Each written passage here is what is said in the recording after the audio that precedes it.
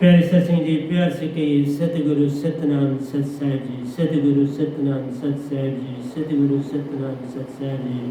बोल सतगुरुदेव महाराज की जय, सतगुरुदेव महाराज की जय, सतगुरुदेव महाराज की जय। आज के सत्संग के आनंद की जय, आज के सत्संग के आनंद की जय। मैं सभी ब्रह्मांड के अंशों को, निज धाम के परम अंशों को और निज धाम के सतपुरुष जी के चरणों में मेरा कोटि कोटि प्रणाम है। वह ही आपको जगाने के लिए सब चेष्टा कर रहे हैं। ये गदा भाई निमित्त बिन आपके समक्ष निरक्षर शब्द को अक्षर में बदल के आपके कानों में डाल रहा है, ताकि कुछ जागने की तरफ आप चल सके। तो प्यारे सत्संग जी, आज 6-8-20-21 है और मैं आपके समक्ष प्रेम और भक्ति की दशा में चलना चाहता हूँ, क्योंकि इसके बिना कोई भक्ति नहीं है। तो ध्यान के विषय में भी बात करूँगा, प्रेम, ध्यान और भक्ति। तो आइए चलते हैं। तो सबसे पहले हमने कबीर साहब का भजन आज 2 दिन पहले हमने लिया था, और उसका एक आधा अंतरा बचा था, तो हम उसकी भी क्यों ना बात कर लें, क्योंकि उसी से शुरू होती है। फिर हमने जो बीते हुए आज में हमने भजन गुनगुनाया था, जो मीरा जी को ही अर्पण किया गया था, हरि में तो प्रेम दीवानी, मेरा दर्द न जाने कोई, तो उसके साथ ही लेके, क्योंकि वो सारा भजन ही प्रेम और भक्ति पर है, तो क्यों ना हम इन्हीं चीज़ों को लेके चलें, क्योंकि भजन में सारा रस होता है, सारा सार होता है। क्योंकि शब्दों का सम्मोह जो होता है, ये जो तुम्हारे कानों में शब्द पढ़ते हैं या मुख से हम जो शब्द बोलते हैं, ये सारा कचरा होता है। जितना जितना हम इन शब्दों को, इस कचरे को छोड़ते जाएंगे ना, इतना इतना हम शून्य की दुनिया में दाखिल हों। इसलिए हम बाहर के कानों से कम सुने, मुख से कम बोले, विचारों की दुनिया में कम जाएं। 5 जो हमारी अंतःकरण की 5 चोर जो हमारे संग हमें मिले हुए मन के कारण, मन, बुद्धि, चित्त, अहंकार, इनको काम, क्रोध, लोभ, मोह, अहंकार, तो इनको काम, क्रोध, लोभ, मोह, अहंकार, हम इनके विषय में जानकारी जब तक न प्राप्त करेंगे, तब तक हम भक्ति की दुनिया में दाखिल नहीं हो सकते। तो इसलिए हमने बात करी थी, हाथ में कुंडी, बगल में सोटा, चारों दिशाएं जगीरी। ये सारा संसार जो है उसी से व्याप्त है। कोई जगह खाली नहीं जहाँ निरंकार मौजूद नहीं या सतपुरुष की सत्ता मौजूद नहीं, सब जगह मौजूद। ओंकार का सुन भी मौजूद है और प्राण भी हर जगह मौजूद है। आप ज़मीन के अंदर भी चले जाएं, पानी के अंदर भी चले जाएं, तो ये सत्ता आपके साथ रहेगी। जब श्वास ले रहे हो तो उसी के साथ है। चाहे ऑक्सीजन के थ्रू आप डाइविंग कर रहे हो तो साथ रखिए, तो सांस ले रहे हो तो प्राण हर जगह, उस पानी में भी साथ आपका दे, हर जगह मौजूद है। कोई जगह खाली नहीं, पानी में भी मिलेगा, बर्फ़ में भी मिलेगा, हर चीज़ में मिलेगा। तो प्यारे सत्संग जी, ये सारी बातें अगर आपको अंदर बैठ जाएं, भक्ति तो मैं एक चीज़ और कह दूँ, आज संगत को मैंने एक संदेश दिया है कि मेरी संगत की यूनिफॉर्म वाइट है जो मैं पहनता हूँ सदा। वाइट इसलिए है कि हम जिस निज घर में जाते हैं वो सारे का सारा लोग वाइट, और उसका प्रतीक है कि आप वाइट ड्रेस में रहे। लेकिन देखते देखते इस कोरोना पीरियड में सब ने उसको छोड़ दिया है, स्वाय इस गधे भाई। कोई भी अब उसका नाम भी नहीं लेता। आते हैं यहाँ बाहर अंदर, लेकिन नए नए अजीब अजीब किस्म के ड्रेस पहने हैं। इसलिए आज मैंने संदेश दिया कि कोई भी मेरे आश्रम में वाइट ड्रेस के बिना नहीं आ सकता। कोई भी वाइट ड्रेस पहले पहने और फिर मुझे फ़ोन करे, उसके बिना मुझे फ़ोन ना करे। कोई बात करनी है तो उस ड्रेस में करो, वो यूनिफॉर्म है आपकी, उससे आपको डिसिप्लिन मिलेगा, आपकी एक पहचान आपको मिलेगी। इसलिए ये पहचान ही आपने खो दी और आप बड़ी लंबी लंबी जो है वो स्पीचें देते हो, उनका कोई लाभ नहीं। क्योंकि संसार में रह के ही अपने आप को स्थापन करना है और अपने आप को जगाने की तरफ ले जाना है, और कोई भी तभी आपसे जागे। आप में कोई तब्दीली ही नहीं, कोई फ़र्क ही नहीं, तो वो कहते हैं इसमें कोई तब्दीली नहीं, वैसे ही गप्पे मारता है जैसे हम मारते हैं, वैसे ही हम इसको कहते हैं गाना सुनाओ तो गाना सुनाता है। तो आपने अपना कुछ बदला ही नहीं, वैसे ही आप लोगों को कन्विंस करते हो अपने प्रोफेशन के लिए हर चीज़। तो बाबा आपको तो कहीं भरोसा ही नहीं है कि चलाने वाला कोई और है, देने वाला कोई और। तुम समझते हो मैं ही सब कुछ कर रहा हूँ। ये मैं जो है इसने मार दिया इंसान को। मैंने पीछे भी कहा था, आप चलते हो, किसी ने आपको देखा बुलाया नहीं तो क्रोध आप पे छा गए। किसी ने मुड़ के आपको देखा, आपने भी मुड़ के देखा, अब आपको पूरा शक हो गया कि कोई बात मेरी ही या दूसरे आदमी से कर रहा है। अब आपके अंदर बदले की भावना पैदा हो जाएगी, क्रोध बुरी तरह से अंदर से, और सारा दिन तुम क्रोधित रहो। लेकिन जब तुम ये ड्रेस पहन के निकले हो और जब ये 2-3 बार देखेगा कि इसी ड्रेस में ये दिखता है, कोई बात है, फिर वो आपको नमस्ते भी खुद करने आएगा और बात ज़रूर पूछेगा। लेकिन आप बातों में नहीं उलझना, मोबाइल दिखाना और कहना ये सुनो, पता चल जाएगा ये मैंने क्यों कहना। बात नहीं ज़्यादा किया करो। आज के बाद मैं भी आपसे बात करूँगा ही नहीं, ना करना ही कामयाब ज़्यादा की कोई बात ही नहीं, किस लिए बात करना। आप सत्संग सुनो, अपने आप को जितना बदल सकते हो बदलो, नहीं बदल सकते तो जैसे हो चलो, लेकिन ये ड्रेस आपको बदले। जैसे दात जो आपको अंदर मिली है वो अंदर से बदलेगी, और जो बाहर मिली है ये आपको बाकी लोगों के साथ, भीड़ के साथ आप बिन दिखो। उस भीड़ का आप अंग नहीं बनोगे जब यही आपकी यूनिफॉर्म हो। इसलिए दूसरा कहा कि आरती के समय जो आरती में बैठे उसका वाइट ड्रेस होना चाहिए, बिना वाइट ड्रेस के कोई आरती में न बैठे। आरती में ऐसे बैठना चाहिए जैसे आप प्रभु से मिलने जा रहे, आपकी मुलाकात सतपुरुष से होने जा रही। इसलिए उसी में आपको जिस तरह से आपने अपने आप को बनाना है वैसे बना के तो वहाँ आरती में बैठे। जैसे आप बाज़ार में अपने आप को ले जाते हो, उससे भी ज़्यादा अच्छे ढंग से आरती में बैठो, क्योंकि अब तुम ना समझो कि मालिक कोई एक, मालिक एक नहीं, एक में अनेक नहीं, जिसकी तुम गिनती नहीं कर सकते। तुम्हारे हर एक के पास मौजूद है। कोई जीव ऐसा नहीं है जिसके साथ भगवान सतपुरुष मौजूद नहीं, पर उन्हें अपने गर्भ में धारण करना पड़ता है, गर्भ अवस्था लानी पड़ती है उनको पाने के लिए। जब तक वो पीड़ा तुम नहीं सहन करोगे जो गर्भ में एक माँ अपने बच्चे के लिए सहन करती है, तब तक कैसे मिलाप हो? उस पीड़ा के बाद ही आपका उससे मिलाप हो सकता है। उसी का नाम भक्ति है। इसलिए चलना तो आपने, जो सफ़र है आपका वो दो से होना है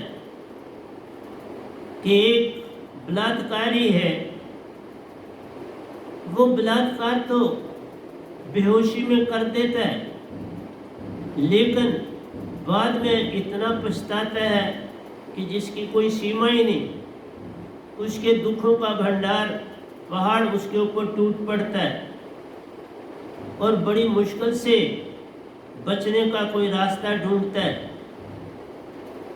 तो उसमें शरीर से शरीर का मिलन और शरीर का मिलन कोई ज़्यादा सुख नहीं देता, ये दुख ही देता है। इससे कभी किसी को सुख नहीं मिलता।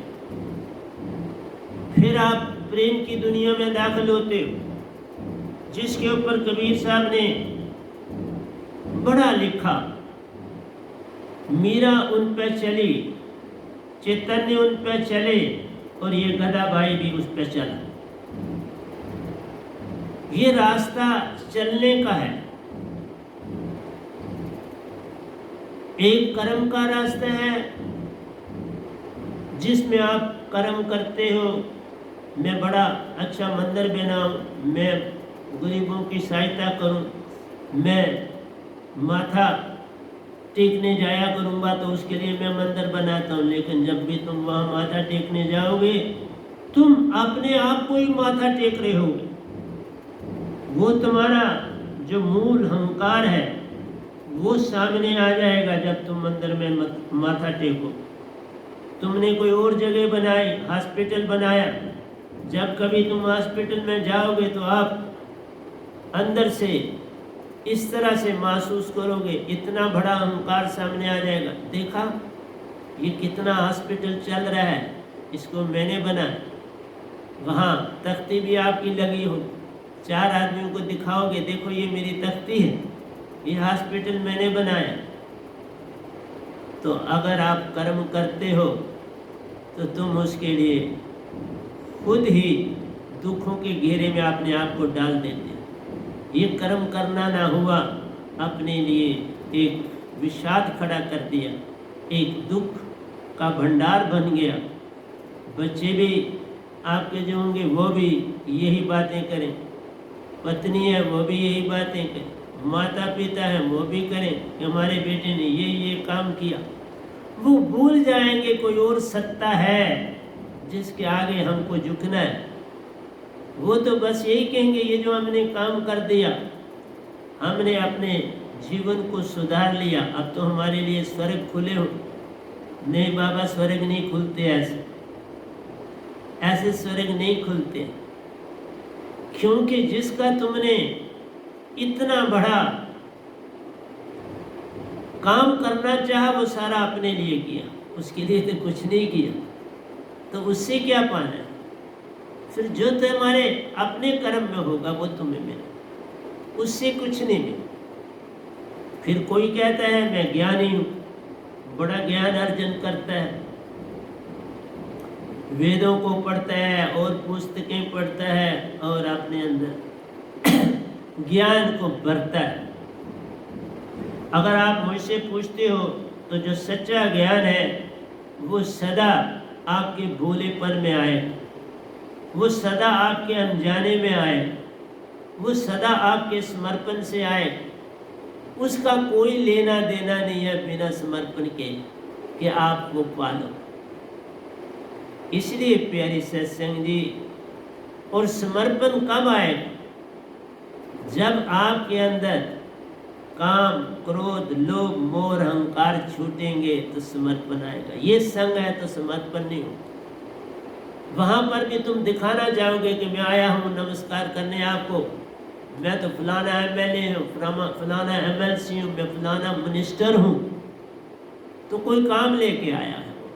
वो आपको नमस्कार करने नहीं आया, आपसे भी कोई काम लेने आया है। जो काम वो खुद नहीं कर सकता वो आपके पास आए।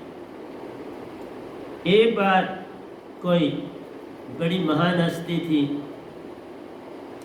उनके पास एक बंदा आया, बैठा उनके सत्संग में, उनके दर्शन किए, नमस्कार किया, जाते हुए भी नमस्कार किया, और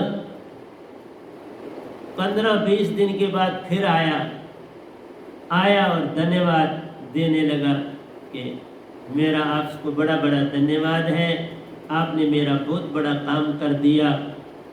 मैं बड़ी उलझन में था, मेरे ऊपर मेरे बाप के समय से केस चल रहा था, अब उसमें मैं भी इन्वॉल्व था, मेरे फादर भी इन्वॉल्व थे, लेकिन वो सुलझ नहीं रहा था। लेकिन आपका सत्संग सुनने के बाद, आपके दर्शन करने के बाद वो सुलझ गया। तो मैं आपको उसके लिए धन्यवाद देने आया।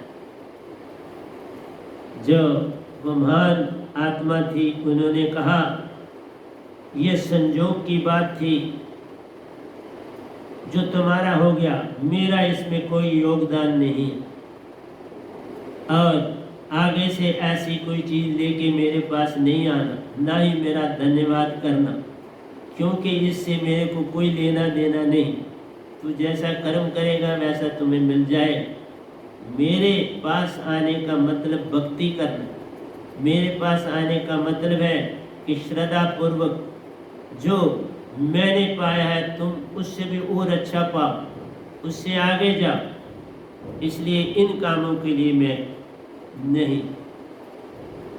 तो प्यारी सत्संग जी, कबीर साहब ये आगे क्या कहते हैं, आखिर ये तर खाक मिलेगा, काहे फिरत मगरूरी। यही बोला कि ये तुम्हारे अंदर जो मन मान, पैसे का, दौलत का, बच्चों का, ये जितना भी है, अज एक दिन ऐसा आएगा जब माटी में सब मिल जाए। कौन बचा, कौन रहा? कुछ समय के लिए आए हो खेल खेलने और चले जाना है। कुछ पाना है तो पालो, क्योंकि मनुष्य दे मानस धर्म दुर्लभ है, होवत न बारंबार, जो फल पाके भुए गिरे बहु न लागे दार। और फल जो भुए गिरता है उससे बड़ा कुछ सीखो। जो फल दरख्त पर लगा है उसको तुम तोड़ते हो तो वो अभी कच्चा है। कहने का मतलब है कि वो अभी मन वाला है, उसमें मान है, वो तभी दरख्त के साथ लगा है। उसमें मन भी है, मान भी है, आशा तृष्णा है, सब कुछ है कि मैं पकूंगा, बड़ा बनूंगा। वही तुम्हारे जीवन में है जो उस फल में। लेकिन जो नीचे गिर गया वो सब कुछ छोड़ दिया, उसका सब कुछ तरायत हो गया, कर्म चला गया, ज्ञान चला गया। और योग की भी मैंने बात करी नहीं, योग की बातें मैंने बहुत करी, लेकिन बता देता, योगी रहता योग में, पल पल भाने, पल पल निज को माने महान, हर दूसरे को तुच्छ है जानता, खुद की विशेषता जाने महान। ये योगी, जपी, तपी, सन्यासी, तांत्रिक, वो कहते हैं जो कुछ है हम हैं, और सब तुच्छ संसार है, हमसे जुड़ो तो पार हो, नहीं जुड़ो तो रार। तो प्यारी सत्संग जी, ऋषि मुनि, जपी, तपी, सन्यासी, योगी ना भोग त्याग सके, ना क्रोध त्याग सके, ना मृत्यु का भय छोड़ सके। क्योंकि मृत्यु का भय क्या है? मृत्यु का भय ही तुम्हारा अहंकार है। अहंकार पैसे का, ओह मैं क्या करूंगा, अभी तो मैंने खर्चा नहीं, मैं ये बनना चाहता हूँ, अभी ये तो बना नहीं। तुम्हें पद चाहिए, प्रतिष्ठा चाहिए, लोगों में मान चाहिए, अजूम तुम्हारे आगे पीछे घूमे, ये चाहिए। और ऋषि मुनियों को ये नहीं चाहिए। लेकिन एक बात तो है, जहाँ वो बैठे हुए हैं वहाँ पर अपना मान का डेरा जमाया हुआ। तो जो आए, जैसे एक बात बताता हूँ, जैन मुनि जो है वो हर चीज़ का हिसाब रखते हैं, और हिसाब रखते हुए साथ में किसी को नमस्कार नहीं करते। जैसे सूरदास जी एक बार गलती से कोई उनको ले गया कृष्ण मंदिर में, वहां देखा कि बाबा धनुष बाण लिए तो यहाँ कोई नहीं खड़ा, यहाँ तो ये मुरली वाला है। तो उन्होंने वहां नमस्कार नहीं किया। जो संघ था उनके, उसने कहा आपने कृष्ण भगवान को क्या नमस्कार नहीं करो? उन्होंने कहा मैं तो वही नमस्कार करता हूँ जहाँ धनुषधारी हो, धनुषधारी राम जी जहाँ होंगे वहाँ मैं प्रणाम करूँ। तो आपने देखा कि सूरदास के अंदर कृष्ण और राम में भेद नजर आए, जबकि दोनों में कोई भेद नहीं, पर तुमने अपने अंदर क्रिएट कर दिया भेद, और आप 10 से मस नहीं हुए। तो ये मान ही है ना।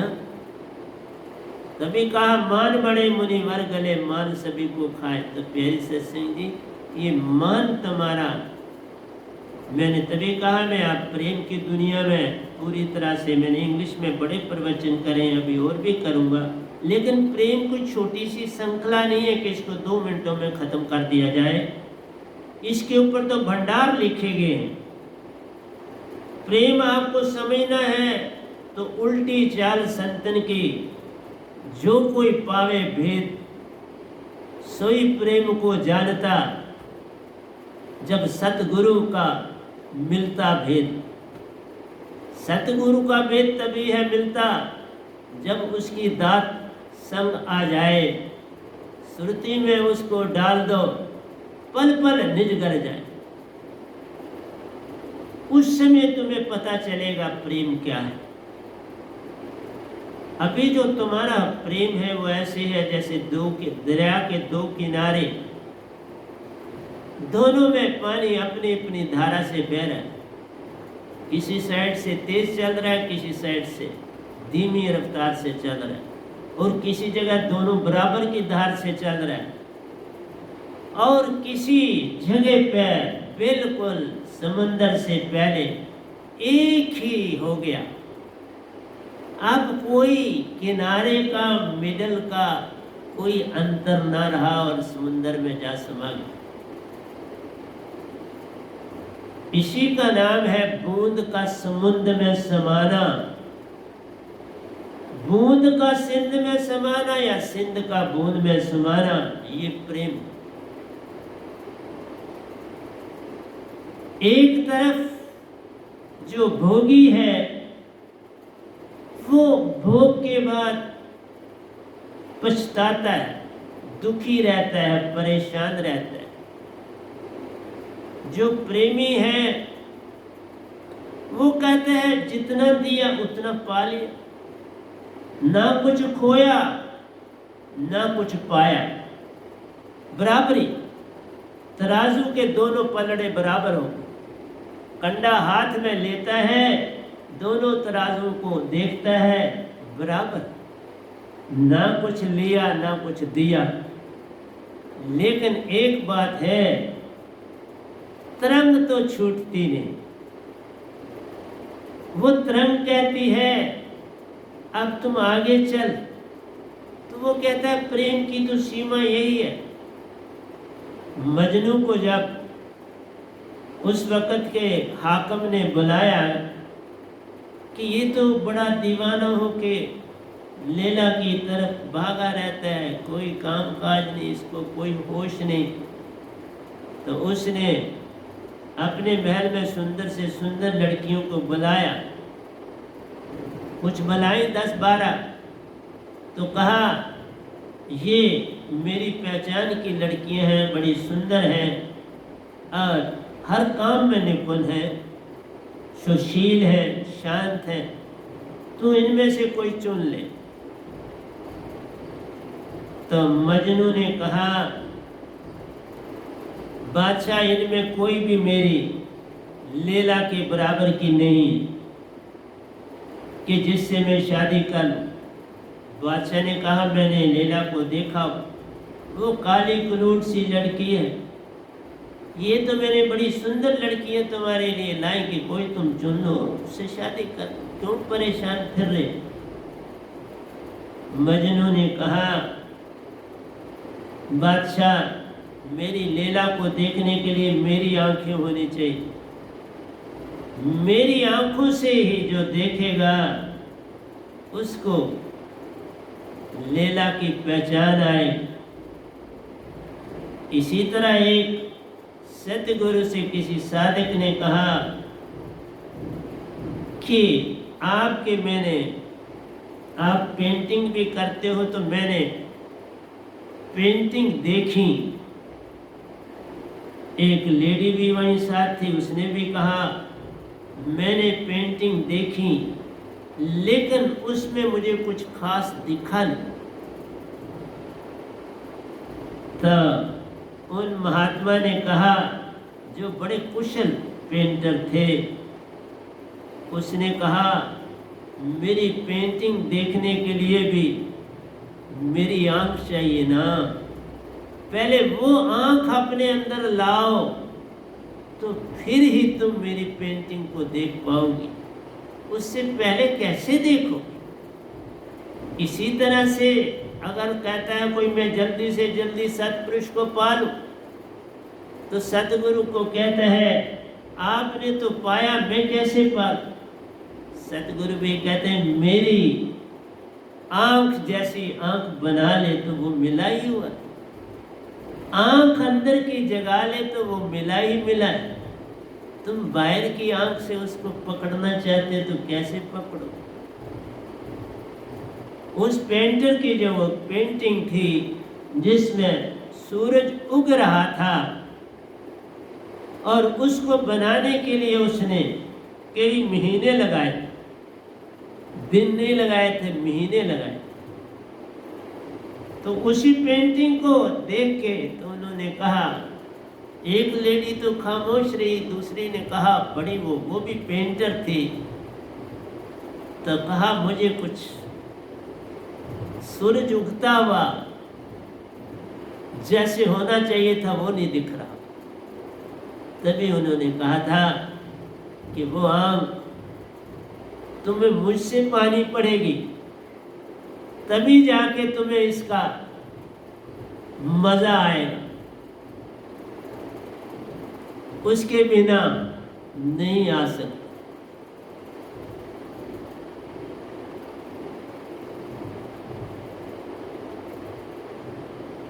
प्यारे सत्संग जी, तुम जग में आते हो बस कुछ समय गुजारने के लिए और मौत में जाने के लिए।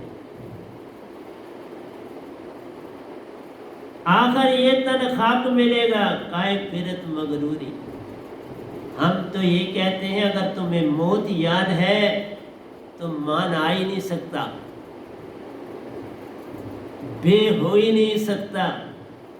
जब मौत को जान लिया तो बे कैसा, फिर भे नहीं तो फिर क्रोध और लोभ कैसा। ये क्रोध ही तुम्हें मौत का भे देता है, ये लोभ ही तुम्हें क्रोध का संग देता है। ये सारी चीजें लोभ मोह और अहंकार की। किसी ने गाली दे दी तुम भड़क उठे, किसी ने तुम्हारा कोई नुक्स निकाल दिया तुम भड़क उठे, किसी ने तुम्हारे कपड़े पर कोई दाग देखा तुम भड़क उठे। बाबा यही डर मौत का है। मौत पल पल आ ही रही। जिस दिन तुम पैदा होते हो, जिस पल धरती पर तुम बाहर आते हो माँ के गर्भ से, मौत तो शुरू होगी। इवन जहाँ माँ के गर्भ में हो मौत वहीं से शुरू हो। एक पाया एक जाता है, एक पाते हैं, दो पाते हैं, एक जाता है। आ भी रहा है क्योंकि जब पहले पाते हो तो ज्यादा पाते हो, कम जाता है, पर मौत हो रही। और जब तुम बुढ़ापे में आते हो तो ज्यादा जाता है, कम पाते। रिवर्स है। बचपन में ज्यादा पाते हो सेल, कम मरते हैं, पर मरते हैं। जो जो जवानी आती चली जाती है फिर तुम बराबर में आ जाते हो। जितने बनते हैं उतने मिटते हैं। और जब 80 से पार हो जाते हो फिर तो खाना भी इतना नहीं खाया जाता, वो डाइजेस्ट नहीं कर पाते, आदत नहीं डालती। मुझे एक ऋषि की बात याद आती है, वो कहते हैं ये क्या योग करते हैं, सर नीचे कर दिया, टांगे ऊपर कर दी, ये क्या है, ये दौड़ लगाते हैं, ये क्या करते हैं, शीश आसन के अलावा और बड़े योगी करते हैं, ये सारा व्यर्थ है। तुम अंदर के आसनों को करो। मैं कहता हूँ बाहर के आसन जो है वो तुम्हें अंदर के आसन करने में सहायक बने, वो बाहर के आसन तुम्हें बैठाने में तुम्हारी सहायता करेंगे, फिर तुम अंदर जा पाओ। इसलिए मैं आपको आज भी बताऊं, डबल चदरें जो है मैंने कल 6 धोई हैं, आज भी मैं आधे कपड़े धो आया हूँ। सारा हाल में 3 दिन में धो देता, सारी चदरें 3 दिन 4 दिन में धो डालता हूँ। इस समय आधी के लगभग मैंने धो डाली हैं और आधी रहती हैं, 2-1 दिन में धो डालूं। अगर मेरे में ये एनर्जी ना होती तो मैं कैसे इनको धोता, और धोए में भी कभी तुम उसमें से ये नहीं कह सकते कि ज़रा सा भी मैली। इसलिए प्यारे सत्संग जी, ये मौत तुम्हें ज़्यादा सिखाती है लेकिन तुम सीखना नहीं चाहते। तुम पल पल बाहर दौड़ते हो, अंदर की तरफ बढ़ो। तो प्रेम जो है ये 2 के बीच में आता है।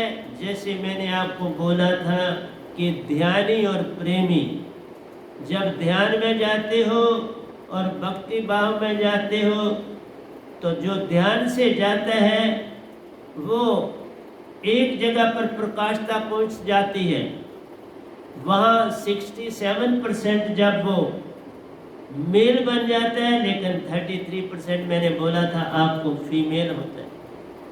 और जो आप आगे बढ़ते चले जाते हो, आपका जो योग है, जो ध्यान है, वो जब प्रतिपक्ष होता है, अब वो प्रेम की दुनिया में अपने आप जाना शुरू हो जाता है। 33 से वो 34 होता है, 35 होता है, और इधर से आप 67 से 66 होते हो, 65 होते हो, और एक जगह बर्तन पूरा हो जाता है, आप 50-50 हो जाते हो। जब आप 50-50 हो जाते हो, उसके बाद आप ये समझते हो कि एक तार सा एक ब्रिज बन गया, 2 पोल बन गए और बीच में जगह खाली हो। एक पोल पर आपका ध्यान है और एक पोल पर आपका प्रेम। अब छलांग लगाने की बारी आ जाती और ये दोनों एक हो जाते, ये दोनों अलग नहीं रहते, दोनों एक हो जाते, दोनों आपस में बिल्कुल तुमको पुल देते हैं कि चल आगे बढ़। इसलिए 2 पहले बनाने पड़ते हैं, 2 से वो एक हो जाते हैं, जिससे तुम्हारी छलांग लगती है। और छलांग लगाते समय वो दोनों एक हो, 2 पावे किसी ब्रिज के, वो 2 नहीं है, वो एक ही है, जिन्होंने सारे पुल को संभाला। अब उन 2 के सहारे गाड़ी आराम से ऊपर से चल रही, अब जो मर्जी करो। इसलिए प्यारे सत्संग जी, जिस समय आप बूंद बन के सागर में समा जाते हो, फिर तुम और वो 2 पोल ही तो बन जाते। तू भी मौजूद है और वो भी मौजूद, लेकिन अब तुम छोटे नहीं, वो बड़े नहीं, एक जैसे पुल के ब्रिज बनते हैं। ना तू रहा ना वो ही रहा, एक दूजे में खो गया। तो प्रेम में छलांग लगती है, लेकिन अभी प्रेम से आगे जाना है, भक्ति में जाना है। मैंने तुम्हें प्रेम तक लाया है, अभी मैं यहीं तक रखूंगा कि बूंद समुद्र में समा गई बूंद ने समुद्र में अपनी जगह बना ली और क्या बना लिया, बिल्कुल पैरेलल हो गया, कोई मतभेद ना रहा, कोई फर्क ना रहा। तो इसलिए हेरी हेरी रे सखी रेहा कबीर हैराई, बूंद समाना समुद्र में वह कत हेरी जाए। फिर क्या उसकी पहचान करो, उसका पहचान वो खो गई, आप पहचान खो गई। ना तुम आप बूंद को ढूंढ सकते हो, जिधर देखता हूँ उधर तू ही तू है कि जलवा तेरा हर शय में रूप। फिर तुम्हें सारा संसार एक दिखे, फिर तुम्हारा अहंकार त्राहित हो जाए, फिर तुम्हारा लोभ खत्म हो जाए, मोह तुम्हारा चला जाए। अब कौन प्रेम और कौन प्रेसी, सारा संसार तुम्हारा प्रेम और प्रेसी हो गया। फिर ना चिड़ियों की चहचहाट भी वैसी दिखेगी जो कोयल बोलती, फूलों का खिलना भी वैसे दिखेगा जैसे कलियां उग रही। आज कलियां हैं, कल खिल जाए, कल खिलेंगी मुरझा जाएंगी, फल अपना वो दे जाएंगे। इसलिए प्यारी सत्संग जी, जब तक बीज है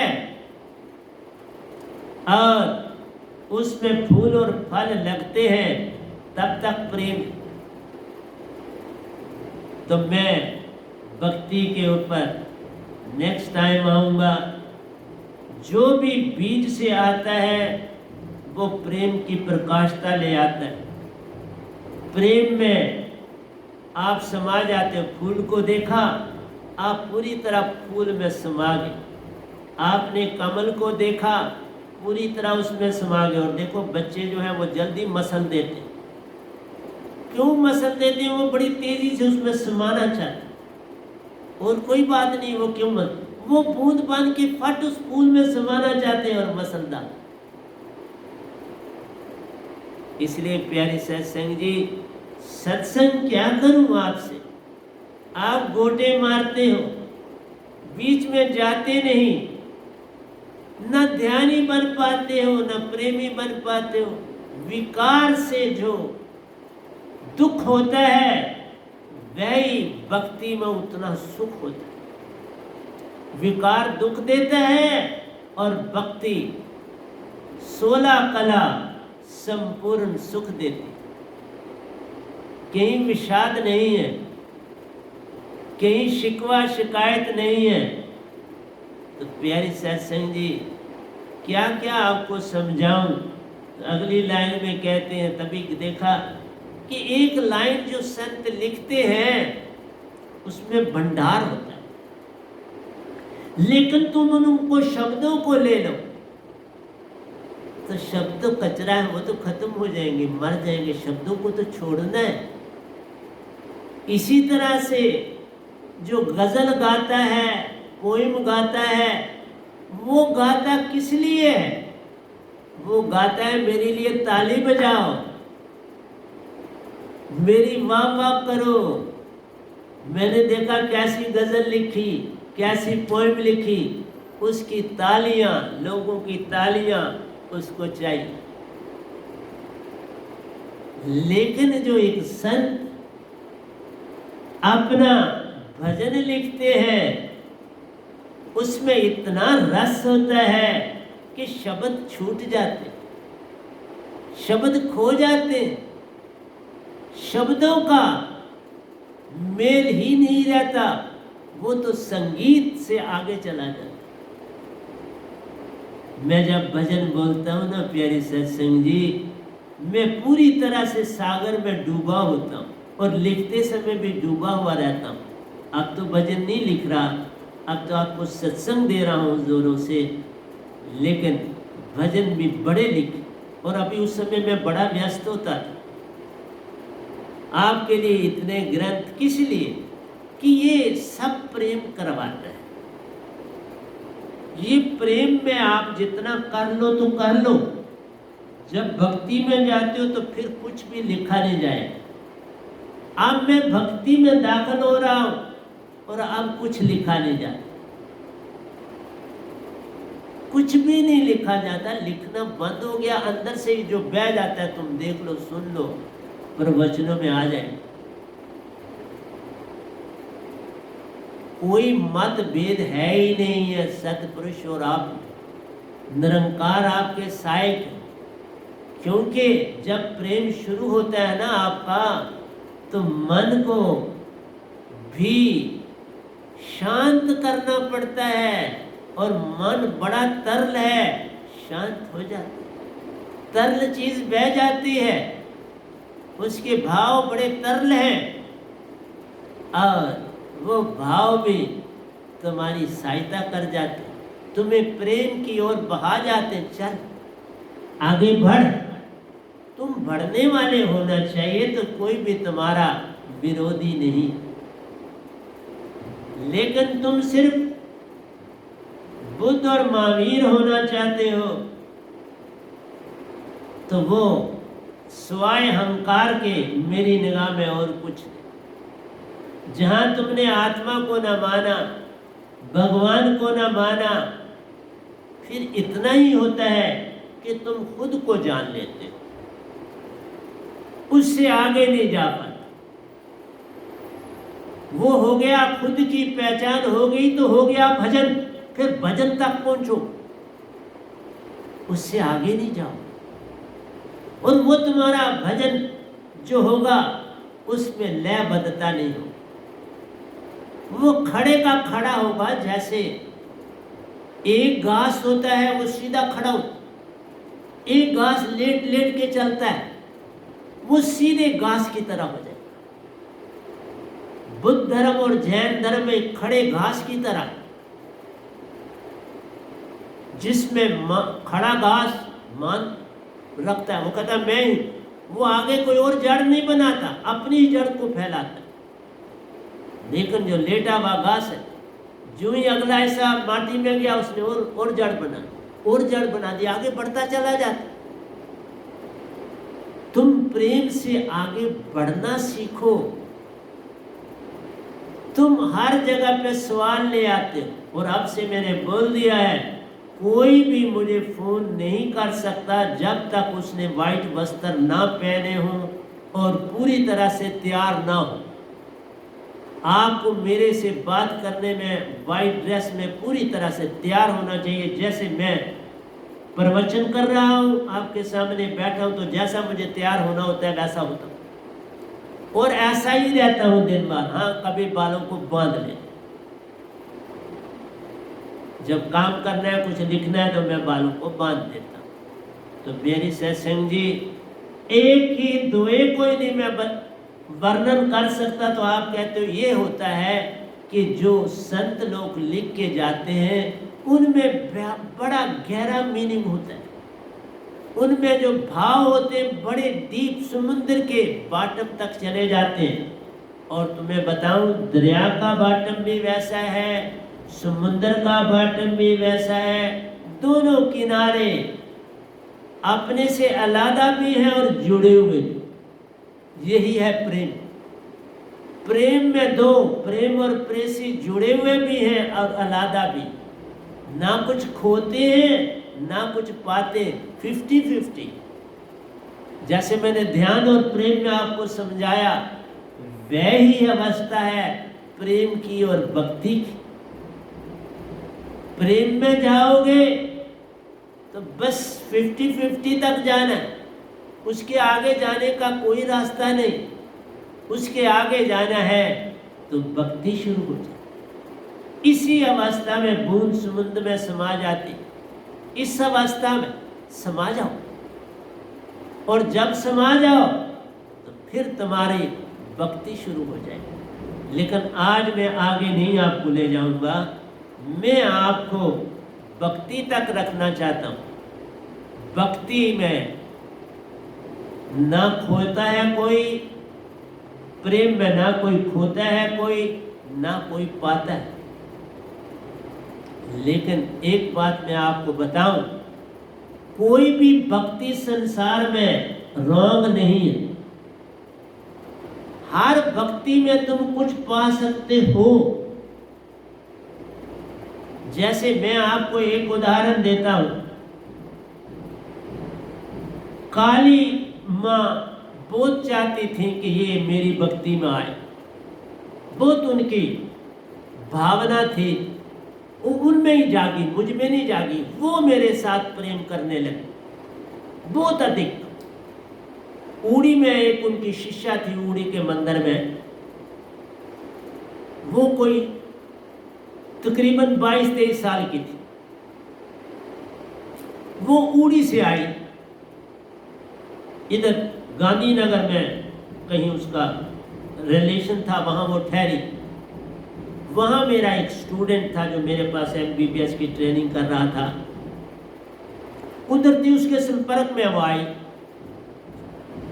उसने मेरे विषय में पूछा कि मुझे काली माँ ने ऐसा ऐसा संदेश दिया है कि एक लड़का है, वो एंट्रेंस पढ़ाता है और वो बड़ा भगत है, मैं उसको अपनी ओर लगाना चाहती हूँ, तो तुम जाओ जम्मू और उससे मिलो। वो लड़का जब दूसरे दिन मेरे पास पढ़ने आया तो उसने कहा कि इस तरह से एक उड़ी से एक भगत आई है, वो काली माँ की भगत है और वहाँ 3-4 मंदिरों में वही सारा कुछ करता धरता है, तो वो आपसे मिलना चाहती है, क्या वो आपके पास आए या आप चलोगे? मैंने कहा मैं ही जाऊंगा, पहली बार मैं ही जाऊंगा। तो मैं उस लड़के के साथ, वो मेरे साथ गाड़ी में बैठ गया। उस समय में मैं गाड़ी ड्राइव करता था, तो मैं गाड़ी लेके पहुंचा उनके स्थान पर। वो उसी तरह से जैसे एक देवी बनी होती है वैसा ही ड्रेस उन्होंने तब भी पहना था, शाम का समय था पर ड्रेस उन्होंने वैसा ही पहना। उन्होंने मेरे साथ सारी बातचीत की, मैंने उन्हें शॉर्ट वर्ड में बोला। उस समय में ये ब्रह्मंडों की यात्राएं मेरी शुरू हो चुकी थी, मैं ब्रह्मंडों की यात्राएं करता था। तो उन्होंने मुझे कहा कि इस तरह से आप काली माँ के साथ दशा में क्यों नहीं चलना चाहते, वो तो बड़ी शक्तिशाली है, रामकृष्ण ने उन्हीं की भक्ति करी। मैंने कहा हाँ मैं जानता हूँ, रामकृष्ण जी ने बहुत ही नहीं बहुत ज़्यादा, फिर उनको वहाँ से निकालना बड़ा कठिन हो गया था, पर निकाला किसी ने। तो शॉर्ट वर्ड में मैं आपको बोलूँ कि मैं किसी को निराश नहीं करता। मैंने कहा मैं अभी कोई जवाब नहीं आपको देता, मैं चलूँगा। मैं आया, लेकिन दूसरी बार वो खुद ही मेरे ही इंस्टीट्यूशन में ऊपर रिहाड़ी में पहुँच गई, मेरे से बातचीत करी। वो कहने लगी एक बार आप उड़ी चलो। मैंने कहा मैं इतना बिजी हूँ कि मैं एक दिन भी नहीं जा सकता, मेरे स्टूडेंट का टाइम लॉस होता है। उसने कहा मैं ड्राइवर भी गाड़ी भी दूंगी, वही आपको ले भी आएगा और छोड़ भी आएगा, वापस भी ले आएगा, तो आप एक दिन में वापस भी आ सकते हैं, सुबह चलें और शाम को वापस आ जाए उड़ी से। मैंने उन्हें कहा देखो मैं ऐसी भक्ति में जाता नहीं, मैं जो भक्ति करता हूँ वो उस समय निरंकार की भक्ति में था, तो मैं निरंकार भगवान की ही भक्ति में हूँ और मेरे पास काफ़ी प्रकाश था। तो मैं आपको बताऊं, वो बेचारी बड़ी एक बार फिर आई, तो वो अभी रोड पे थी, तो मैं उस समय पढ़ा रहा था, मैं उनसे नहीं मिला, मैं बाहर भी नहीं गया। मैंने कहा नहीं इनको भेज दो, मैंने नहीं मिलना है। फिर वो बड़ी दुखी होके चली गई। लेकिन कोई तीसरे दिन मैं हाल में ही एक मंजा था, उसके ऊपर में वो कोई थोड़ा ढीला ही था, अब तो वो मंजा बड़ी जल्दी ख़त्म हो चुका है, तो मैं उस पर सोया था। तो मैंने रात को महसूस किया कि कोई मेरे साथ बैठा है। मैं उठा और जो ही मैं उठने लगा वो उठ के खड़ी हो गई, काली माता खड़ी हो गई। मैंने पूरा उनका चेहरा भी देखा, पूरी बॉडी देखी, बड़े ब्लैक कलर में थी, अच्छी बल्कि है और हाइट भी अच्छी है उनकी।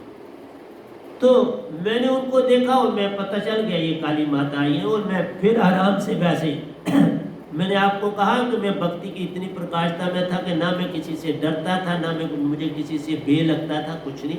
मैं फिर लेट गया। उस लेटने के बाद फिर वो कभी मेरी तरफ उन्होंने कोई संकेत नहीं दिया। लेकिन मैं एक बात आपको बता दूं, कई बार ये छोटी भक्तियां आपको बहुत आगे ले जाती हैं। जैसे रामकृष्ण जी को ले गए। एक बार का सीन रामकृष्ण जी का मैं आपको सुनाता हूं। रामकृष्ण जी काली की भक्ति करते थे और वो एक दिन कहने लगे आप प्रकट हो जाओ,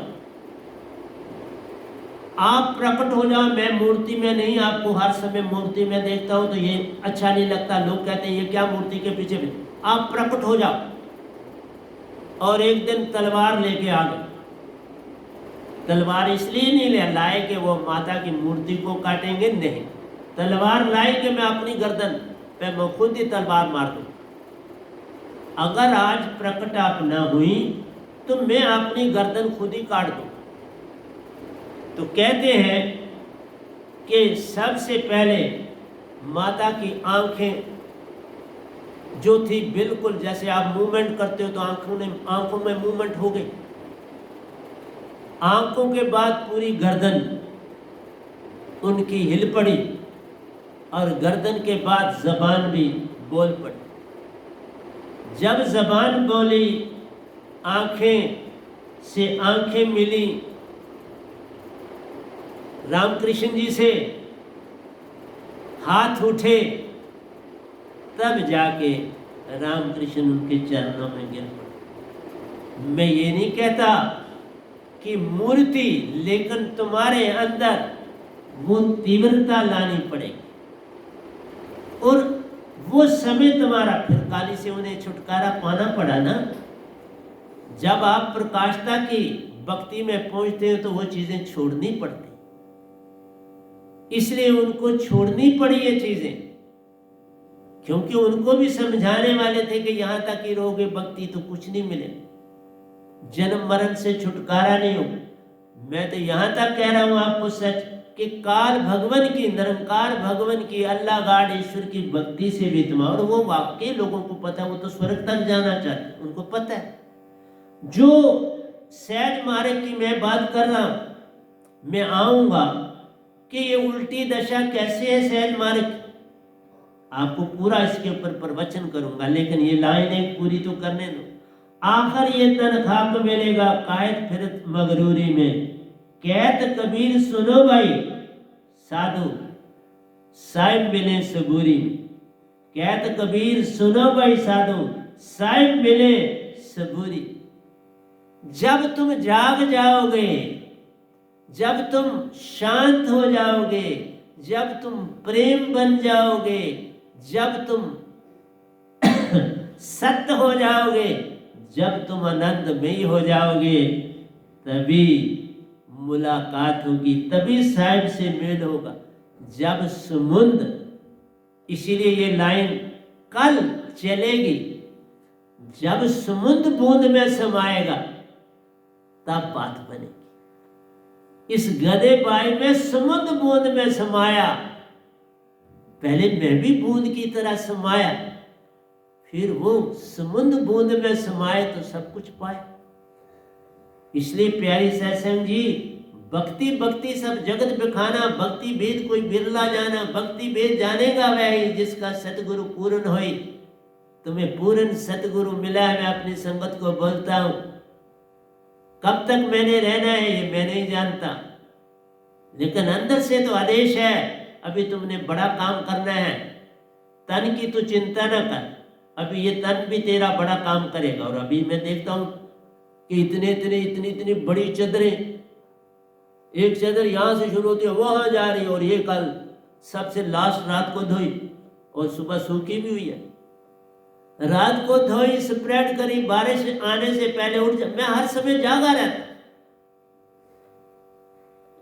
जब ये सोवे जीव ये योगी जागत होए, पूर्ण संत जागत होए। आया बात छोटी छोटी बूंदा बांदी होने लगी थी तो मैंने चादर, एक दो और कपड़े थे, वो लाए और हाल में यहाँ बिछा दी, फिर सोने के लिए चला। इसलिए प्यारे सत्संग जी कहत कबीर सुनो भाई साधु साहिब मिले सबूरी। जब तुम अपनी हस्ती को मिटा दे, अपनी हस्ती को अगर कुछ मर्तबा चाहिए कि दाना खाक में मिलके गुले गुलजार होता है, दाने तक भी मन है। जब तक तुम दाने की बात करते हो वो फूटेगा, वृक्ष लगेगा तो अभी काल। जब दाने के बिना फल मिलेगा तब तुम जानना ये सहज मार्ग, उससे पहले सहज मार्ग नहीं। सहज मार्ग का मतलब है सब कुछ लुटा के होश में आए तो बात बन जाए। कुछ नहीं चाहना है, चाह गई चिंता गई, सुरती बेपरवाह वही शहनशाह है जिसको नहीं चाह गई। ये सब तजो भरम भजो पार ब्रह्म, नानक के सच्चे दर। सब ये भ्रम है, कुछ पाना नहीं, यहाँ खोना ही खोना। अगर खोने क्या, सबक आ गया तो हो गया भजन। इसी से आऊंगा आगे, तब बताऊंगा सहज का होना। सहज समुद्र जब बूंद में, तो समुद्र बूंद में समाना कोई आसान बात नहीं है। कि सतपुरुष तो तुम में आका समाए, ये छोटी सी बात है। ये तभी समाएंगे जब मेरा मेरी खो गया, ना मैं ही रहा ना तू ही रहा, एक दूजे में खो गए। लेकिन अभी तक दो हैं, द्वैत है। द्वैत का भाव मिटाना ही सहज है। अभी द्वैत का भाव नहीं मिटा, मैं जो बोल रहा हूं अभी द्वैत है, बूंद समुद्र में है, उसकी एग्जिस्टेंस है। अभी बूंद 50 नहीं बनी तो समुद्र ने उसको अपने साथ शामिल कर लिया। इसलिए प्यारी सत्संग जी, संतों के सत्संगों को सुनना आसान काम नहीं है।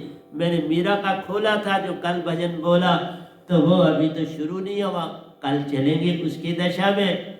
तो आज यहाँ पर मैं आपको रोक देता हूँ कि ना ही तुम विकारी बनो, ना ही तुम प्रेमी बनो, ये दोनों अधूरे। एक तो बिल्कुल नाकस है जहाँ हानि ही हानि है, सब कुछ खोना पड़ता है। प्रेम में तुम 50-50 हो जाओगे, जैसे ध्यान में बोला था या भक्ति में बोला था। पहले 50-50 हो गए, फिर कम होना शुरू हो जाए, एक एक घटना शुरू हो जाए और बस। और जिस विधि में तुम जाना चाहते हो वो बन जाए। खाली होने का मतलब होता है कि ध्यानी पूरा ध्यानी बन जाएगा और भक्ति वाला पूरा भक्ति में समा जाएगा। अब एक हो, अब समुद्र समाएगा। लेकिन कल इसकी बातें करूंगा, आज नहीं करूंगा। तो प्यारे सत्संग जी प्यार से कहिए सतगुरु सतनाम सत साहिब जी, सतगुरु सतनाम सत साहिब जी, सतगुरु सतनाम सत साहिब जी। बोल सतगुरुदेव महाराज की जय, सतगुरुदेव महाराज की जय, सतगुरुदेव महाराज की जय। आज के सत्संग के आनंद की जय, आज के सत्संग के आनंद की जय, आज के सत्संग